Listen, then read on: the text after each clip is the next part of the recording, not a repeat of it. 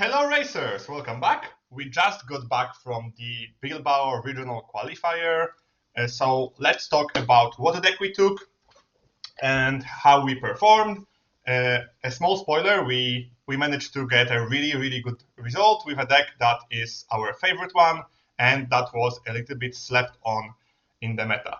So let's do a guide on our deck. So Han2 ECL, why we took it, what's the most powerful place, and why every single card is in the deck, and what we are going to do in the future. So overall, like Han2 ECL is a deck that we really like to play since the beginning. Since this leader was spoiled back in set 2, already back then we started playing it. Then like there was a little bit of a break with Boba dominating the meta, then Django. It just like couldn't really work in those environments. We started playing it again in set 4. Then at the very beginning of the set 5, when Forster was all over the place, this deck was really playable. And now with Forster gone, this deck can really thrive. The fact that Quinlan is gone also enables this deck to work very well against the overall meta. And yes, so going through the curve, like when it comes to chip units, in the past we used to run 1-drops, so like more 1-drops. So we had the Mask, Deserter, Soldier, R2, but right now we decided to go down to just the R2.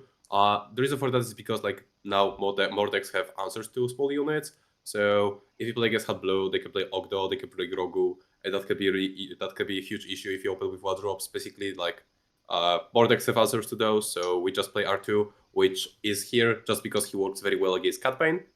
And the other 1-cost card is Quarry.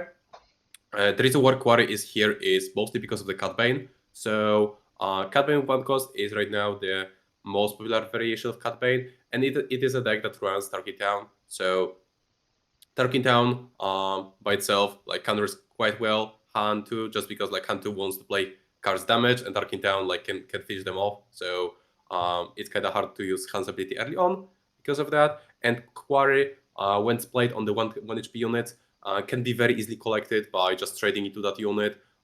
Doing something like early ECL can even work. I remember that in one of the rounds I ECL'd Grogu just to collect the Quarry, which was absolutely hilarious. But yeah, things like that can work. And with this deck, there are just a lot of free drops because because of Han's ability, you can easily play more free drops to in the deck than you usually could, and that doesn't really makes your curve worse because you can still play all those free drops on turn 1, so you don't really sacrifice much when it comes to the curve. Another thing is one Hotshot Blaster. Like Hotshot Blaster, just like since Galactics, we started to just playing one Hotshot Blaster in every single deck that we play, and it works well. So yeah, we'll probably keep doing that till this card rotates. Marine, Gangi, not much to talk about them. Like the one thing that so Marine, we used to play actually Sabine that slot, but we realized that kind of Sabine just trades poorly with a lot of units. Like with Force gone, there are not as many 2-2 shielded as they used to be. Things like Crafty Smuggler doesn't see much play because Cat Bane switched to 1-drops. L3 is not as popular because there is no more Quinlan. Sage still sees a little bit of play, but again, like there are not as many force decks. So Marine is here because he's a green unit, and the fact that he's a green unit makes him able to enable the Masterpiece ECL with a green unit on there too. So you can kill like a 3/4 or 3/2. So you can kill like something like Silencer or Millennium if you play against Han1. So Marine is here because of that, and also he trades equally with Ogdo, which is not the case with Sabine when they have the initiative. Gangi is a force unit. Works against Cat Bane because you can play him. He can tank 1 ping and still be outside of Tarkin Town range, and him being a Jedi makes you able to play Blade on him early. And there is also Arm the Thief as a one-off, mostly to help you race when you play against like space decks. Yeah, so let's start talking about the free drops. We have 17 units on 3 mana, and as Sip said, most of them can be played as a turn 1 play. especially versus decks that don't run Tarkin Town. Basically, any of those are a decent turn 1 start. But some of them have a little bit more uses than others. One of them is a Blue Leader. Blue Leader is one of the most incredible cards in this deck. The fact that it can be pulled with Quarry is the second big reason to play it. Because you can always pay the 2 additional mana to put it on the ground and then have a 5/5 ambusher. Second big use of Blue Leader is the fact that it kills Sabine and survives on 4, because you can play him with ability as a free one, then pay additional 2 to make it a 4 mana 5/3 ambusher. And the flexibility of this card in this deck is just incredible. It was like this in the previous sets, but now it has even more uses. Then we have Cassian. Cassian is the most played, I think, red heroic unit, and for a reason. Really good stats and the possibility to push damage late game make him one of the most versatile cards in the game. And in Han2, it's also like a semi-second Marine if you need it on turn 1. Fang Fighter, we are running a 1-off Fang Fighter. It was a slot that we, for a long time, didn't really know what to put in, but because of Quarry and because of the fact that we can also find it with Kelleran back, even though we only want 1 copy, you often find it in the moments when you really need it. So it's a tech that in the current meta is just a really, really good counter, because there is a lot of pilots and there is a lot of upgrades, especially on turn 2. Grogu is, I think, the biggest addition for the deck from the new set, mostly because of the fact that when you play him on turn 1, he's really almost unkillable, and then from turn 2, whenever you use your ability, it's not a detriment that your unit comes damage, but a bonus because you will be able to put that 2 damage somewhere else. Next, we have Obi-Wan. Obi-Wan is a little bit similar to Gongi. Because of the fact that we now have 2 good Jedis we can play turn 1, we removed completely Darksabers to put General's Blade, and you can sometimes do really, really obnoxious play. When you attack with General's Blade, you most likely will win the game. And lastly, Masterpiece. Masterpiece is the best answer to space decks if you have ECL, because it can be a 4/4 ambusher on turn 2 if you play the green unit, or versus Vader, if you play the red unit, you can kill a 3 HP ship and the token that they played afterwards. Yeah. Then there is the General's Blade, which, we kind of mentioned alongside Obi and Gangi. And in the previous sets, there was a little bit of this debate whether to play Darksaber in that slot or General's Blade, just because both of those upgrades are quite similar to each other. But the fact that right now we can get the on-attack ability with Ganji and Obi makes it kind of a no-brainer to play General's Blade in that slot. The fact that you can play General's Blade on turn 2, attack with the unit, and play a free drop using Han's ability on turn 2 with the 2 damages on, it's incredible value. And also next turn you can play Kelleran with Han's ability, which a lot of value basically. Next there is Chem Syndulla. So we have Chem, and this is another thing that is also a bit interesting, but like in current beta, everything is kind of ramping. There is a lot of Han1, soft controls, and there are decks that don't even ramp, but Chem Syndulla is still good against them. So Sabine is the best example. When you play against Sabine, using ECL just to ambush Chem into Sabine to block the Darksaber play, that's perfectly good enough value. Obviously, Blue Leader is better in that role when you can play him for 4 resources using Han's ability to ambush and kill Sabine. Sometimes you don't have that option, so we just ECL Chem. So yeah, Chem is basically a very versatile card in the deck. Next, there is the Pilot, kind of a staple in this deck. Like it's always free off just because how good this card is with its interaction with the leader. Next, there is IG. IG is one of the one of the cards that we added in very late stage of like making this deck. It was actually in the plane when we were traveling.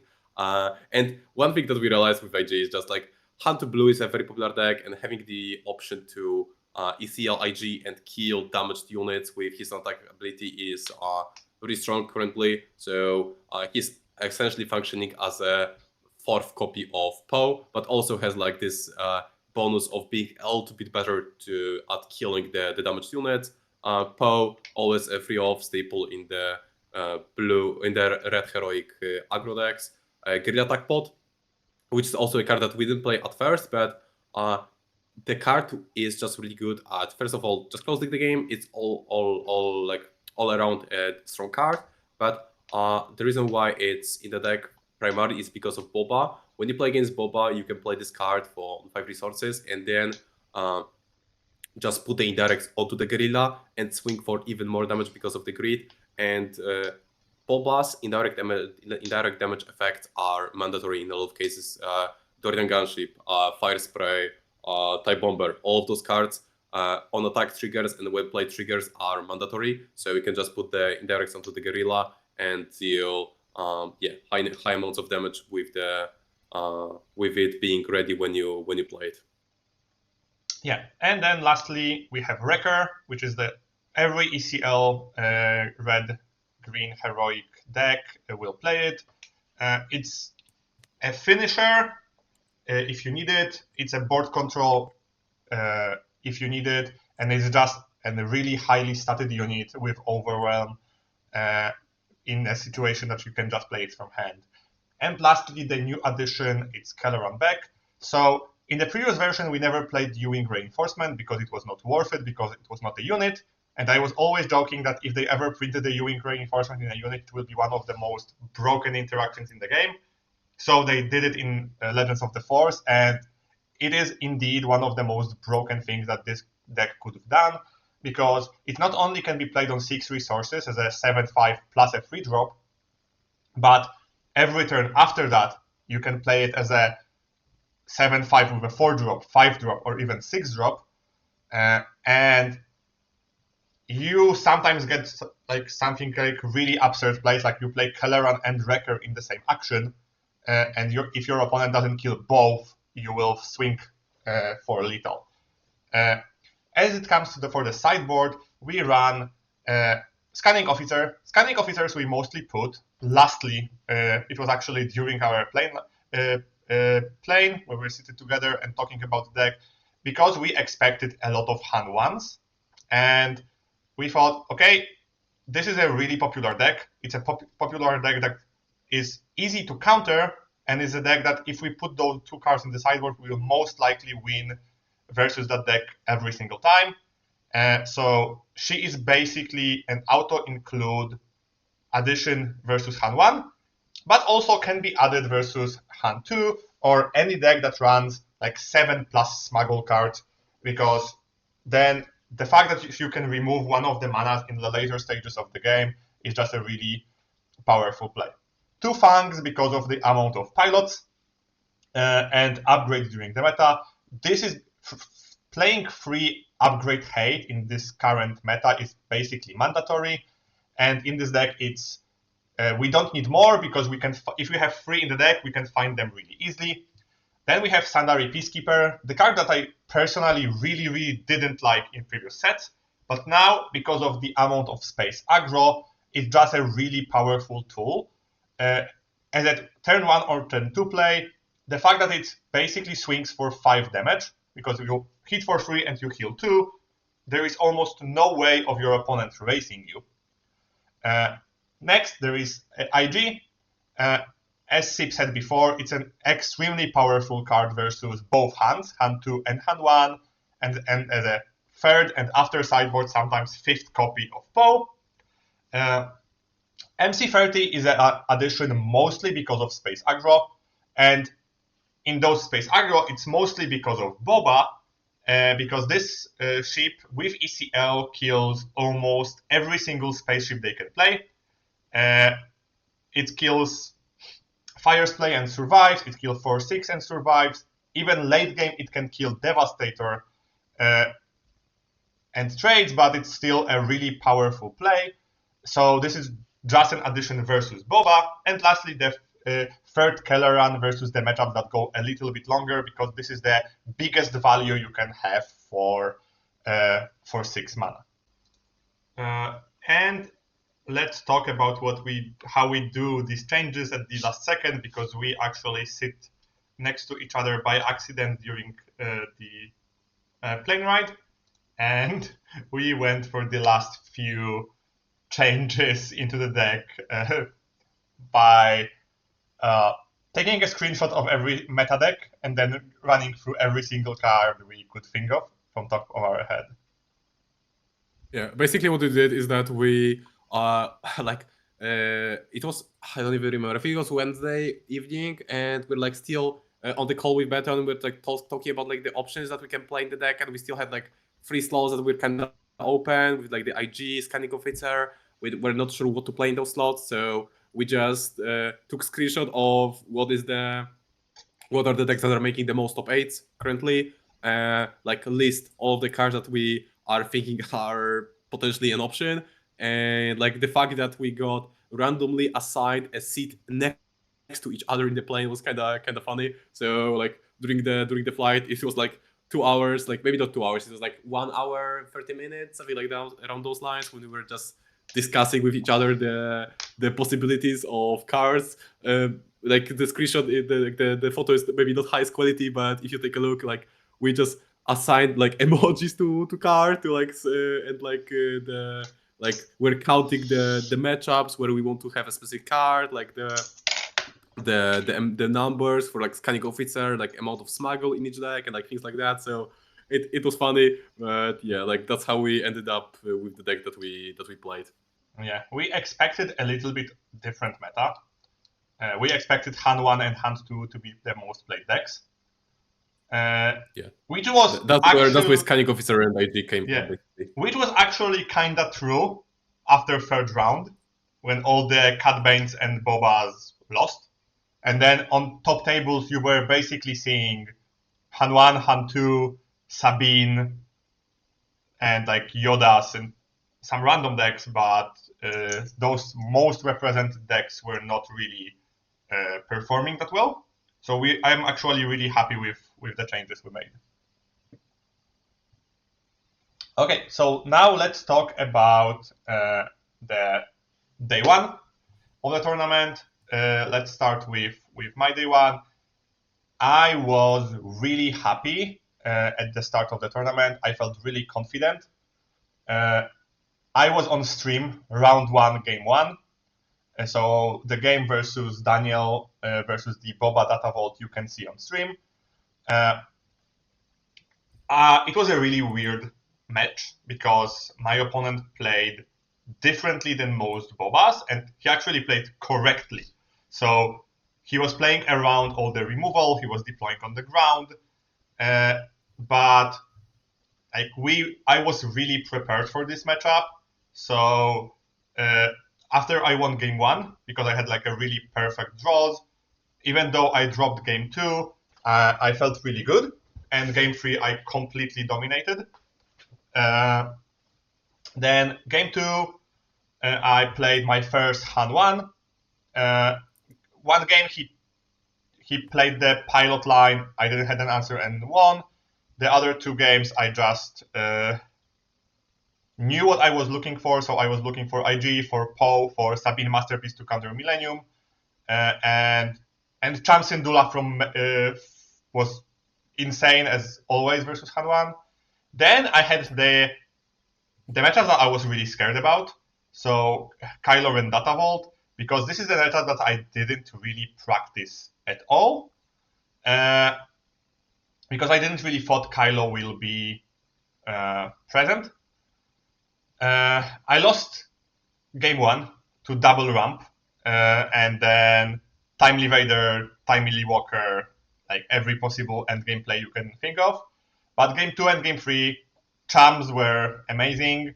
I was just going wide and pushing as much damage as possible. And in this matchup, I played that I did few times later in the tournament. So I ECL'd Gorilla Attack Pod into Anakin,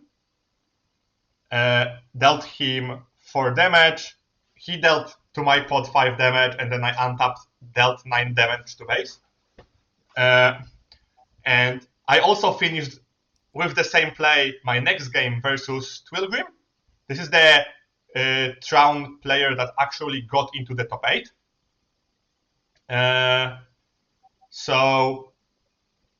He's a really good player, but this is a really tough for Traun. It's a really tough matchup. I've managed to win 2-0. Then I had my first Han2. Han2, our deck is really prepared for. IG is a beast in that matchup. Then I got my second Han2 blue, which this matchup, if I remember correctly, was the one that I won the game 1. My game 2, my opponent went Ogdo turn 1. I went Cassian. Then he attacked my base. I used Han2's ability to do nothing. I didn't play anything, I just used his ability. My opponent was a little bit confused. He played red 5. Then I go triple quarry on Ogdo. I trade into Ogdo, put Cassian, Obi-Wan, and Grogu. And from that, it was basically over. Then was the third Han2 in a row. And yeah, as you can see, every single one I won 2-0. So I think this is one of the most one-sided matchups, especially for the normal Han2 blue.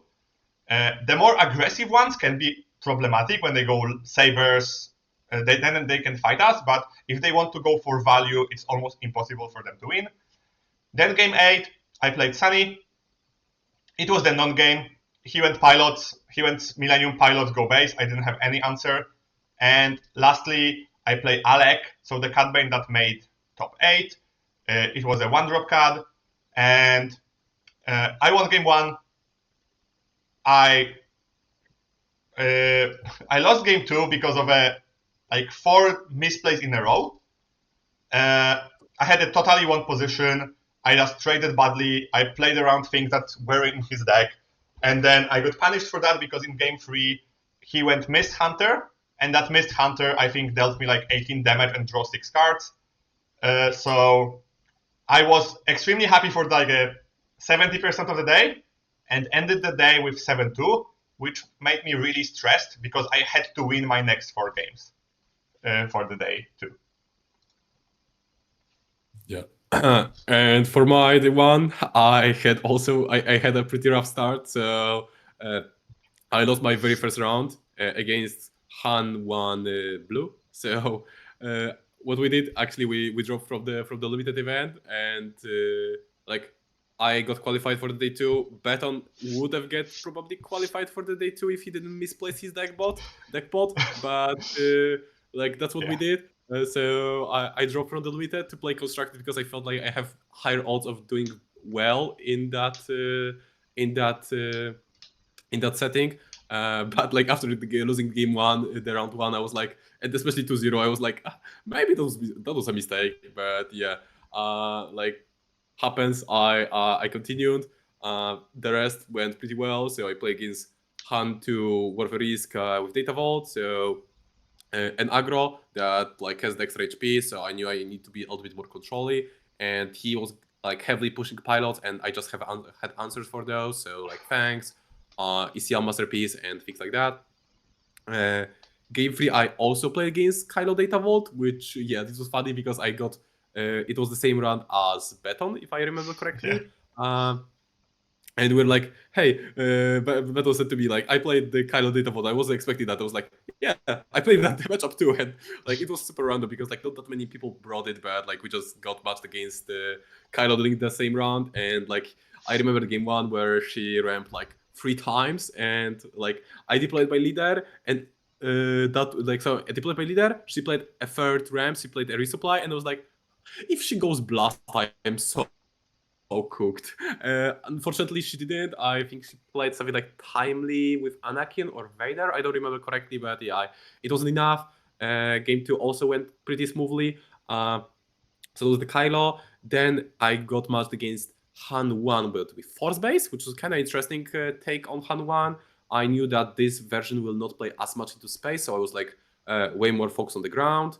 And one thing that I remember from this game is that I played Scanning Officer post-board game 2 on 4 resources. he had 4 resources, and I didn't hit with the scanning officer, and the last card that I didn't pick with scanning was tech, and he actually played that tech, and he was like, my god, like the fact that I didn't manage to hit that was like, yeah, kind of felt bad, but not much you can do. I managed to win that game anyway. Like ECLing your 5-drop or 6-drop into Han when he flips is just super important into Han green, and this time around I was able to do that. Wasn't so lucky in the round 1 against the Han blue player, but here it worked out. Round 5 I played against Catbane 1-drops, and Quarry was a huge winner in this matchup. I remember both games they played like 2 Quarries. In one of the games, what I did actually was ECL Grogu. So like I played turn 1 Quarry for sure, maybe even R2 with it, and then round 2, yeah, I think it was R2 with Quarry. He played another 1-drop to kill my R2 and then target down it. So then at turn 2, I ECL'd my Grogu just to collect the bounty. I got like an Obi-Wan, and because Grogu is hidden, he couldn't really kill it because he already used the targeting down. So I was just getting the healing and already had a huge board with Quarry from the start. So Quarry was definitely good there. And then I played against Anakin, which I thought might not be as easy. But what happened game 1 is that I played Grogu and he just instantly claimed. He didn't play anything on turn 1, which is kind of surprising for me. Turn 2 he played open fire, but like that momentum that I got from the start like enabled me to just go full aggro. I remember I used like a very aggressive ECL. I don't remember what was it, but I remember it was a super aggro ECL.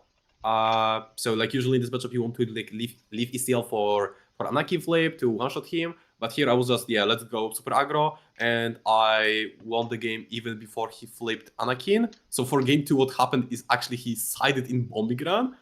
He didn't play it, but he told me that after the game that he sided in the bombing run. And funnily enough, the game 2 went exactly the same way. So like I didn't got the same opening. I got like a slower opening, but I got I think I got a Jedi with Generous Blade, and he just didn't have an answer, so I won with that. Round 8, it was Kira. Kira? I think Kira. Oh yeah, round 8 was Kira. yeah. I remember the game. Like I was like, because I remember the Kira from the D2. I forgot about the Kira from day 1. So yeah, I played Kira. The game was pretty smooth. He bricked a little bit, so the game wasn't that tough because of that. And already like blue green villainy is a pretty easy matchup, so wasn't that tough. Oh, and I just realized I skipped one round 6 against Han1 green, which was against actually one of my coaching clients. So it was funny to get matched against him, and he actually won the game 1 like super quickly. I had nothing to say. The game 2 and 3 were close, but I managed to win them, and so it was kind of funny to play against him. And he actually did the day 2, so congrats for him for that. And so yeah, that was the round 6, and the last round that they didn't cover is round 9. And in round 9, I got matched against Vader with blue base, which is a little bit of an unusual deck. One advantage that I had is that I watched a little bit of his game on the stream when he was playing against Humble, so I had like already a little bit of an insight to that deck. And I remember that back at the very start of the JTL, we actually played a little bit of Vader Blue with Battle. So I already had I remember that Malevolence is in that deck, that it's a card that you need to play around because it can be like exploited very easily and played very fast with all the tokens. So that's what he did in all of the games, and I just killed I even killed the Malevolence right when it came to the board. So I played Quarry.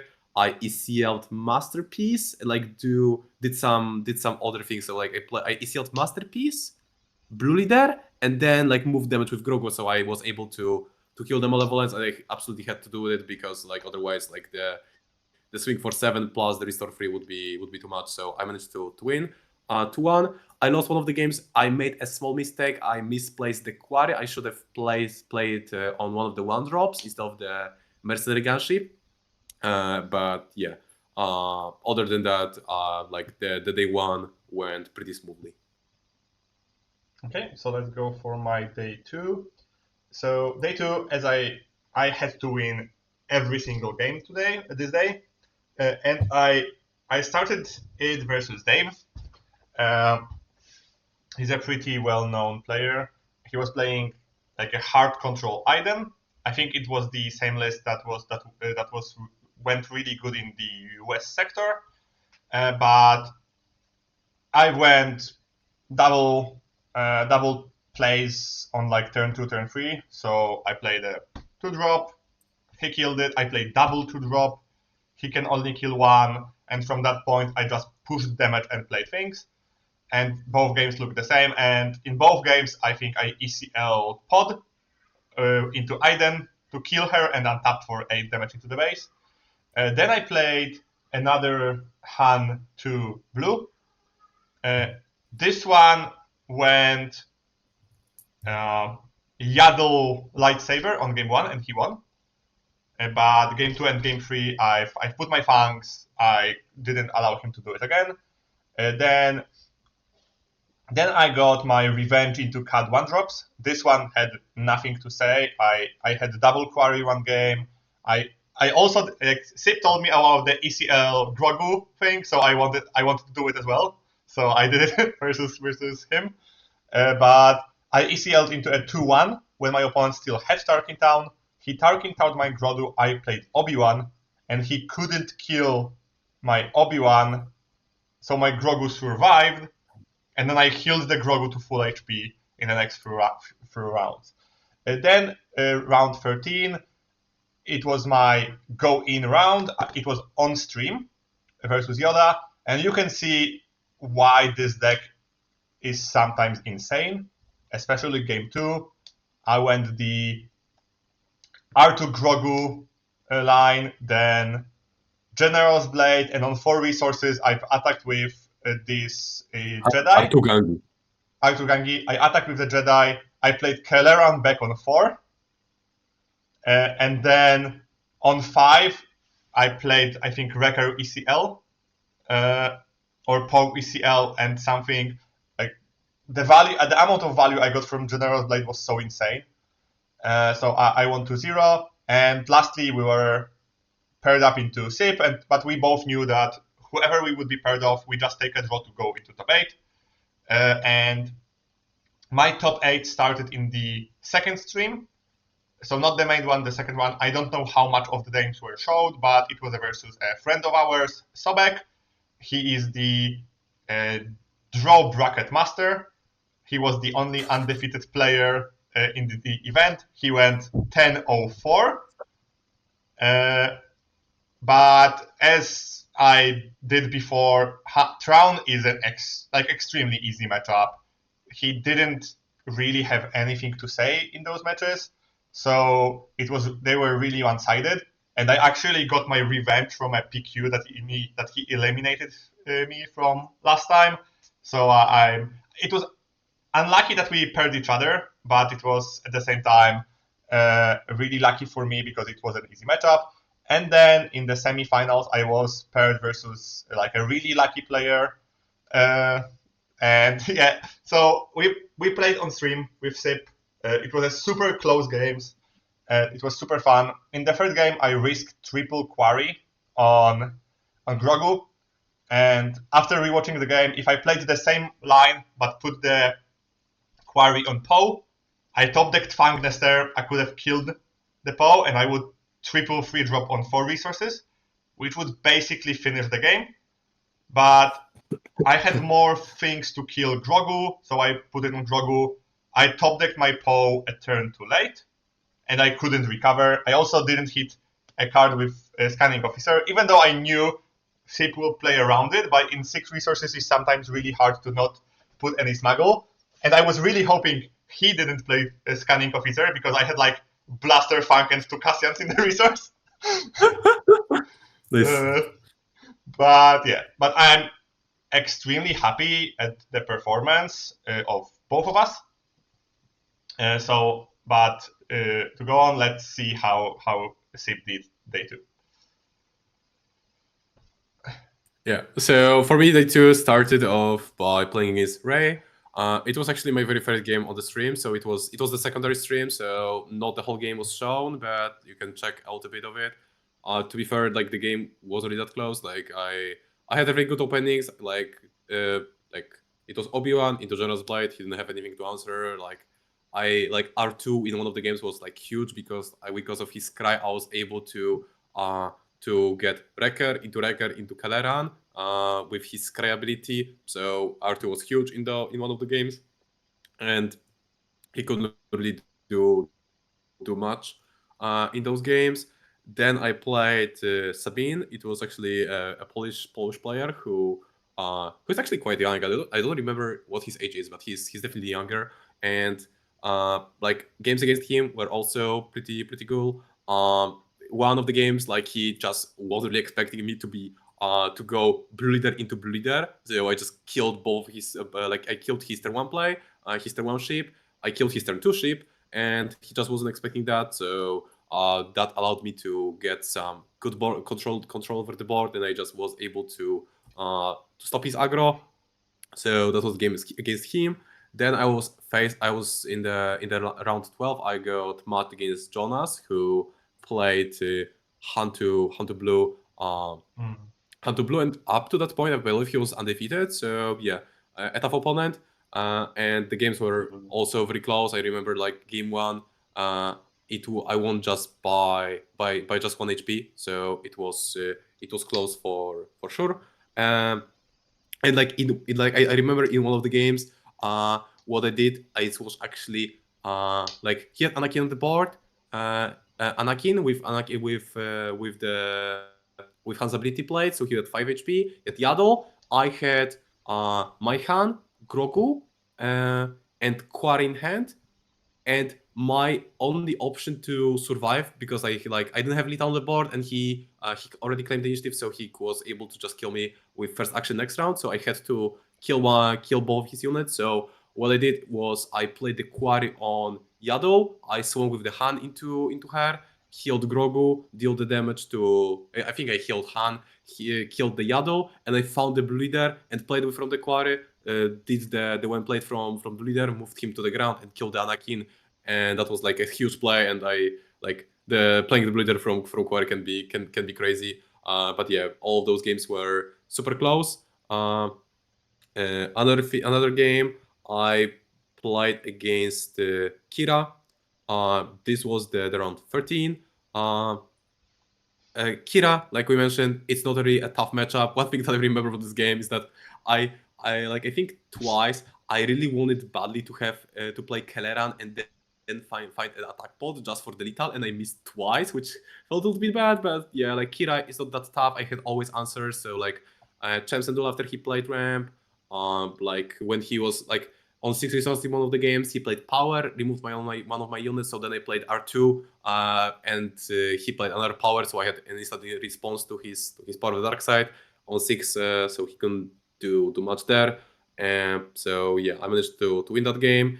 And then last round, it was Beton who I draw, and it kind of felt bad. Okay, felt good to go all the way from like table 300 something at the very beginning of the tournament and end up at the table one against him, and take a draw to make the top 8. So that was a great thing, especially because like in the past I had like quite a few rough day twos in the constructed events, like in the Galactics, in Leo. Like I was doing pretty well in the day one, and then like in the day two I was like, yeah, kind of fumbling at the end, like getting some losses, unfortunately.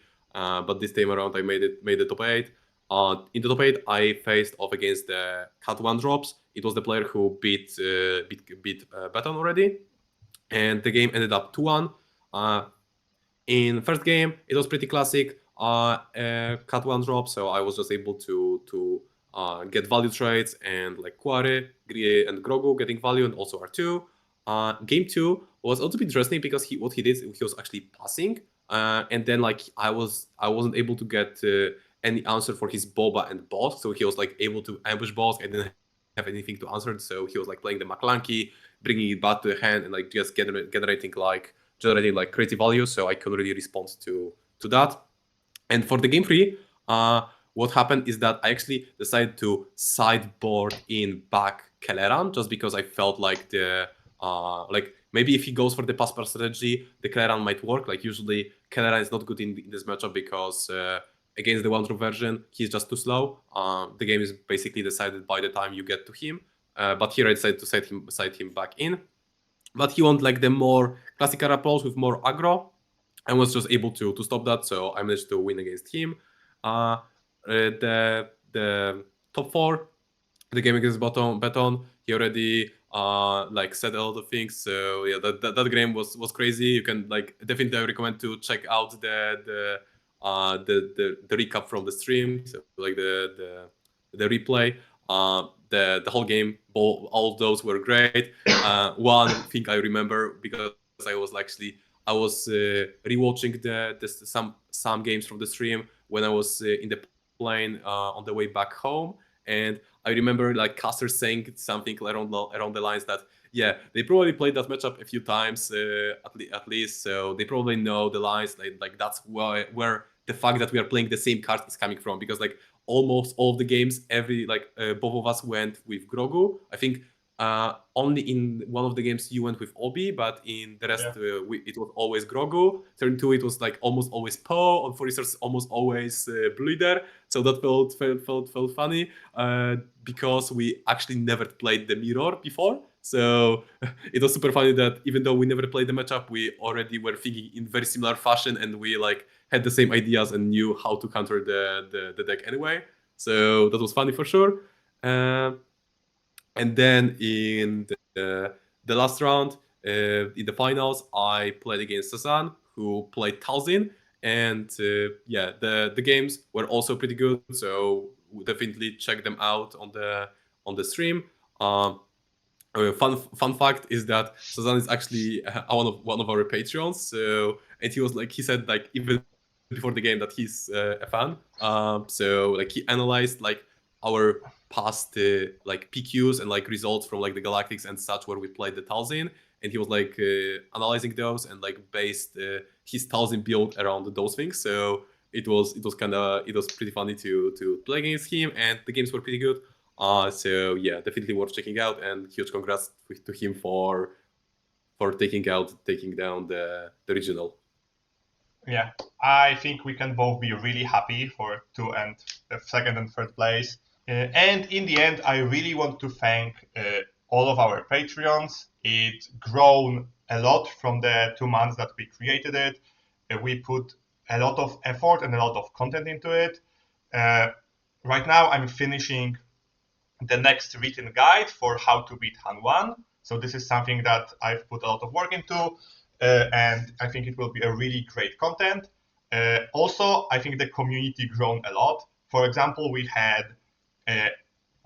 built a wild brew of Han2 security complex that is a really aggressive build, and the community took it from there. They've explored the deck, and both players that took it to the Bilbao made day 2 with the deck. So really kudos to them on having building on the foundation that we created and making the deck their own and like performing with it. So I hope I want to advertise it because I think it's a really great value now, and I hope to meet all of you in Munich, and so we can play and hang out there. Thanks everybody. Thanks everybody. See ya.